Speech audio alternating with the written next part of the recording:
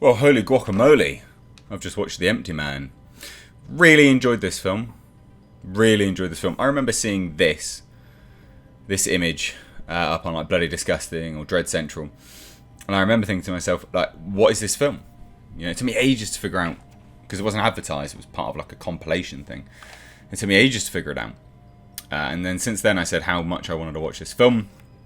I live stream every Monday, Wednesday, Friday, and loads of people kept coming on saying you must watch it. I've just had the chance to watch this, and it was a very good film. From start to finish, it is a very good film. Now, it's not perfect by any means. It's incredibly ambitious. I think that's probably the best word or phrase to use for this. Incredibly ambitious. Not all of it lands, but I tell you what, the only things that don't land, I personally think it's to do with like budgetary constraints. But even then, like, I'm not. This is a very good film. Like, I'm not really critiquing it. I've got nothing but praise for this film. So, oh wow, where do I start? Where do I start? So this is directed by David Pryor, and he did parts of the screenplay as well, if I remember rightly, or at least he did the story. Can't remember exactly what it says. Now, what I find interesting about this, what really caught my attention on the opening credits, was that this is actually a production company of Boom Studios. Now, Boom Studios makes comics. They famously did the Hellraiser comics that I've done here on the channel. If you didn't know, I've done like nearly like a 9 or 13 hours of comic read-throughs, dramatizations here on this channel, and it's Boom Studios that did all of that. They handled those comics by Clive Barker. So that really caught my attention on whether this was going to be good or not, because I'm like, god damn, comic studio doing a production for this film. Like, I'm in. Let's have a look. You know, they're known for weird, wacky stuff. So we start out in some sort of high altitude area with some hikers, and they fall down and stumble upon this thing, and then from there we flash forward, stuff starts happening, and we'll get to that in spoilers. But make no mistake, like, this thing is here in the film to some degree. I will say I would have liked to have seen it more, but that is a testament to its great design and actually correct usage. And I'll say that because, again, if we're talking about Boom Studios and the fact they did Hellraiser comics, Pinhead is such an iconic villain, because in, you know, Hellraiser 1 and Hellraiser 2, he's seldom seen. You know, he's not really in it that much. There's minutes. Predator, there's minutes of Predator. You know, there's not much of those things that we find iconic in horror movies or just anything, actually. And basically, there's just enough. And I would say that this is a testament to that similar train of thought. Great design. You know, just the image alone makes you want to have a look and figure out what it is. It makes you go, wow, okay, what is that? Let me get a closer look. It's shot very well, as you can tell from this image. The framing is very, very good. I really liked the framing on this. It's not traditional or amateurish. There's no shot, reverse shot. I really hate shot, reverse shot nowadays. I've seen it in, you know, too many movies. And too many movies by people that should know better as well. A good reference point to that would be Demonic recently with Neil Blomkamp. There's a conversation between two characters, the lead and her friend, and it is literally shot, reverse shot, reverse shot, and it's very boring. You know, there's none of that in this. The framing from the cinematographer was very well done. The lighting, as you can tell, very well done. The color grading, very well done. Again, parts that let this film down, and I wouldn't even say it is a letdown, but it's just budget, so it's just somewhat some effects here and there. But then there's other effects that they use which are practical, like lights going on and off, electrocutions here and there, and I guess practical effects of a costume being used. Those kind of things work incredibly well. They land. There's no issues there.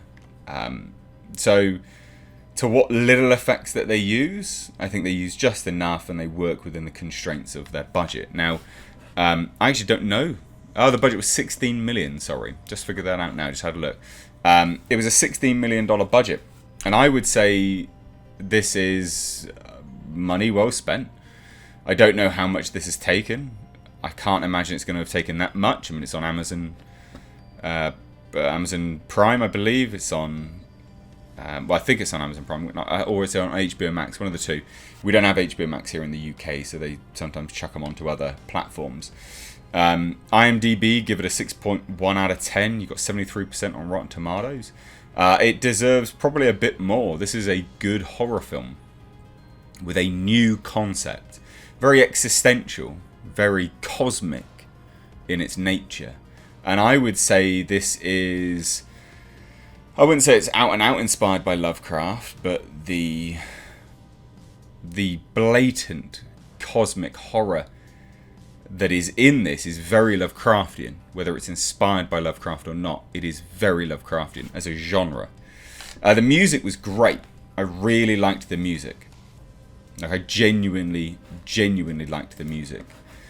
Thought the music was decent. Actually, very well done. In fact, more so than I thought it was going to be.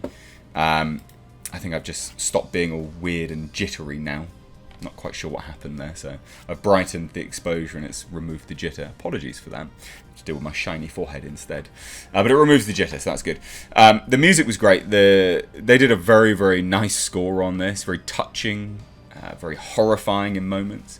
And rather than filling blank space on what's considered to be a scary moment with sound, they left it silent on certain occasions. And that worked very well. You know, the subtle sound of the wind blowing and leaves rustling. Loved it. Really, really loved it. This is a very good film. Apparently it is based on something called The Empty Man by Cullen Bunn and Vanessa R. Del Rey. I'm not familiar with that. I've got no idea. The lead, James Badge Dale, who plays James Lasombra. Very good actor. I'm not familiar with anything else that he's been in, but he was really good in this. He's been in 13 Hours, The Secret Something, The Pacific, Spectral, did watch that. Iron Man 3, don't remember him in Iron Man 3. I mean, he's been in a fair amount of things, but things that I would not recognise him in. Yeah, I mean, again, I'm looking now and I'm like, yeah, I don't recognise any of these things that he has personally been in. I really recommend this film. I can't stress that enough. It's really well put together. It's like 2 hours and 18 minutes. And it's got a very good pace to it. Very nice pace. Like, it starts with a very clear big bang. You need horror movies to have a hook. This has a hook. And it makes you want to watch more. It does calm down quite a lot, but then it picks back up nicely because we're sort of following this mystery of a missing girl. But it's done really well. It's not cliche. And I tell you what, the twist at the end... Fucking wasn't expecting that. I wasn't expecting that at all. That genuinely surprised me. So yeah, really decent movie. You must watch it. And now, itchy head, we're now going to talk about spoilers. So you've been warned. Let's discuss spoilers. And I want to get right into the meat of it. What is the Empty Man? The Empty Man is a vessel for an entity. The Empty Man has been conjured from thought. Thought becomes flesh. Or thought plus concentration becomes flesh.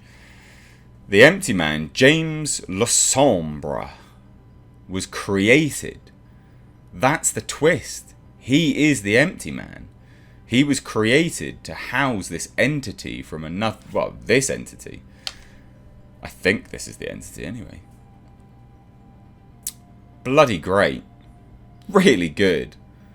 I was not expecting that. But then when they say it at the end, you're like, of course. The whole town's in on it. I think. Most of them anyway. Oh, yeah, it was your first birthday. Don't you remember that? 3 days ago. Like, god damn. So good. And the effects of the Empty Man as he sort of spewed himself in... Well, not the Empty Man, but the entity as he spewed himself within the Empty Man. That was great. The sort of flickering moments between different locations where he sort of gets transported. Bloody amazing. I really liked this film. And it's sad as well. It's a sad film. to know that this man's entire existence is nothing. You know, the death of his wife and child was just conjured up. Sad. So sad. Conjured, like, I enjoy a movie, a horror movie, any movie actually. I enjoy them when they don't have happy endings, because it makes you think more. It makes you consider stuff, question your mortality. And that was sad. But all the clues were actually there when when they reveal it. All the clues were there. You should know. This, that, you know. First birthday. Ah, so bloody good. I really like this film. Strong recommendation. Oh my lord. Mr. H being positive. Yeah, you must watch this film. You're not going to be disappointed. This is a great film. I think this is going to be one of those films that becomes a bit of a cult classic. Because it's not getting enough attention, but it will over time. Yeah, I'd love to see more of this, or an expansion of the world. We're never going to, FYI, but I'd like to. This is good film, good cinema. Genuinely haunting in moments. If you've seen it, which you probably have, let me know what you think down below in the comment section. If you're new here, do hit subscribe. You stayed to the end of the review, so you clearly enjoyed it. Thanks so much to the guys. Leave a like. Take care.